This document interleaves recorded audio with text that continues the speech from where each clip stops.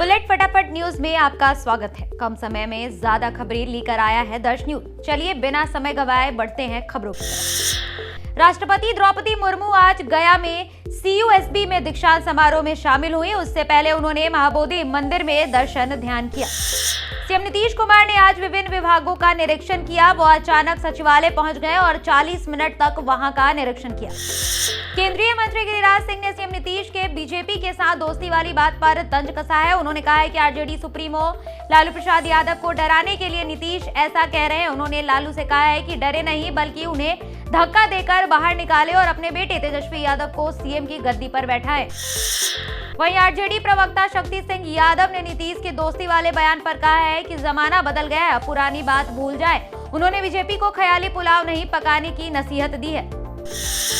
BJP के साथ दोस्ती वाले बयान पर सीएम नीतीश कुमार ने अफसोस जताया है। निजी रिश्तों की बात करने पर भी सियासी मायने निकाले जाने को नीतीश ने दुखद करार दिया। वहीं जदयू के राष्ट्रीय अध्यक्ष ललन सिंह ने भी कहा है कि नीतीश के बयान का गलत मतलब निकाला जा रहा है, वो बीजेपी की तरफ देखेंगे भी नहीं। बिहार सरकार में भवन निर्माण मंत्री अशोक चौधरी ने गिरिराज सिंह पर हमला बोलते हुए कहा है कि उन्हें जनता के हित में बात करनी चाहिए, लेकिन वो हमेशा जाति और धर्म को लेकर बयानबाजी करते हैं। बीजेपी को विकास के लिए सीएम नीतीश से क्लास लेनी चाहिए। लोजपा रामविलास के राष्ट्रीय अध्यक्ष चिराग पासवान ने कानू, हलवाई, नुनिया, बेलदार, बढ़ई, कुम्हार, बिंद, नाई, तुरहा, तमोली, चंद्रवंशी जाति को अनुसूचित जाति जबकि लोहार को अनुसूचित जनजाति में शामिल करने की मांग की है। बिहार के आगामी विधानमंडल सत्र को लेकर विधानसभा में नेता प्रतिपक्ष विजय कुमार सिन्हा ने सीएम नीतीश कुमार पर हमला बोला है। उन्होंने सत्र को बहुत छोटा बताते हुए मुख्यमंत्री की नीयत पर सवाल खड़ा किया है। बिहार में 10 लाख नौकरियां देने का वादा करने वाली नीतीश सरकार जल्द ही बड़े स्तर पर चतुर्थ श्रेणी कर्मचारियों की भर्ती निकालेगी। इस संबंध में सभी विभागों और जिलों से रिक्तियां मांगी गई हैं। केंद्र सरकार और डाक विभाग के साझा प्रयास में अब डिजिटल एड्रेस कोड बनाया जाएगा। इस सिस्टम से लोगों के घरों का पता डिजिटल हो जाएगा। देश में सबसे पहले मुंगेर जिले में जमालपुर में पायलट प्रोजेक्ट के तहत इस पर काम किया जा चुका है। इसके संचालन में इसरो भी सहयोग करेगा। बिहार में राज्य कर्मियों और अधिकारियों के प्रमोशन की प्रक्रिया जारी है। बीते दिन विभिन्न विभागों में लगभग 300 अधिकारियों को पदोन्नति का लाभ मिला। नीतीश सरकार की ओर से इस संबंध में आदेश जारी किए गए हैं। चोरी के जेवरात के साथ गिरफ्तार आरोपित कटिहार कोर्ट में पेशी के बाद रिमांड पर जाने के क्रम में चलती ट्रेन से कूदकर दिल्ली पुलिस के कब्जे से भाग गया। घटना बीते दिन सोनपुर छपरा रेल सेक्शन के नया गांव में हुई है। बिहार में डेंगू का सितम जारी है। बीते 24 घंटे के अंदर पटना में 228 डेंगू मरीजों की पुष्टि हुई है। इसके साथ ही जिले में डेंगू मरीजों का आंकड़ा बढ़कर 4781 हो गया है। पश्चिम चंपारण के VTR में आज जंगल सफारी की शुरुआत हुई है। यह VTR का नया पर्यटन सत्र है, जहां देश और विदेश से आने वाले पर्यटकों का ख्याल रखा जा रहा है। देश भर में दुर्गा पूजा की धूम है। बिहार और झारखंड में भी दशहरा को लेकर चौक चौबंद व्यवस्था की गई है। सुरक्षा के कड़े इंतजाम किए गए हैं।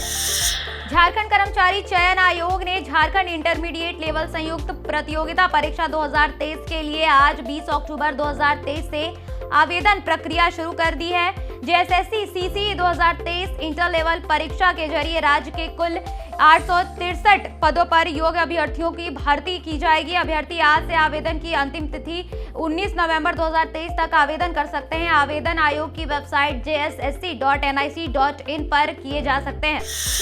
झारखंड के पूर्व मुख्यमंत्री और भाजपा के राष्ट्रीय उपाध्यक्ष रघुवर दास ने उड़ीसा का राज्यपाल बनाए जाने पर खुशी का इजहार किया और कहा है कि भाजपा ने नई जिम्मेदारी सौंपी है, वह भी जगन्नाथ बाबा के दरबार वाले राज्य में। मैं बहुत ही भाग्यशाली हूँ। टाटा मजदूरी करने वाले एक मजदूर को आज संवैधानिक पद की जिम्मेवारी मिली है। इसके लिए उन्होंने प्रधानमंत्री मोदी, गृह मंत्री अमित शाह और राष्ट्रीय अध्यक्ष JP नड्डा के प्रति आभार जताया।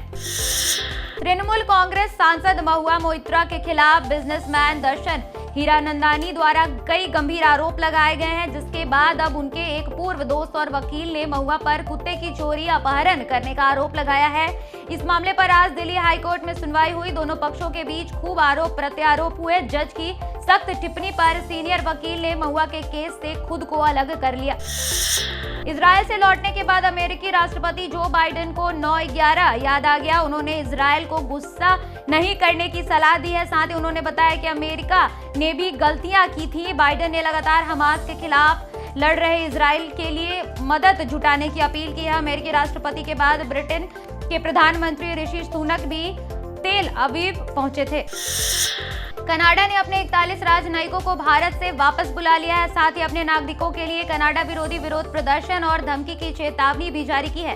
कनाडाई विदेश मंत्री मेलानी जॉली ने कहा है कि भारत के अल्टीमेटम के कारण ही राजनयिक वापस लौट रहे हैं। अगर वे शुक्रवार के बाद भारत में रुके तो उनकी मिली राजनयिक छूट छीन ली जाएगी।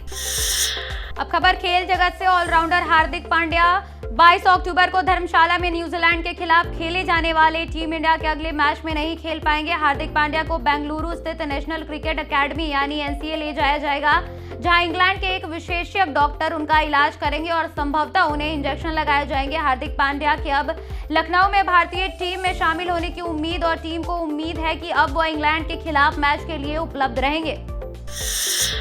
बात मौसम के मिजाज की। आईएमडी की रिपोर्ट के मुताबिक बिहार के अधिकतर हिस्सों में 24 अक्टूबर तक सुबह सुबह ठंड महसूस होगी। सुबह सुबह कुछ कुहासा छाए रहने के आसार है। वहीं झारखंड में 23 अक्टूबर तक मौसम शुष्क रहने की संभावना है, जबकि 24 और 25 अक्टूबर को राज्य के पूर्वी एवं मध्य भागों में हल्के दर्जे के बारिश की संभावना भी है।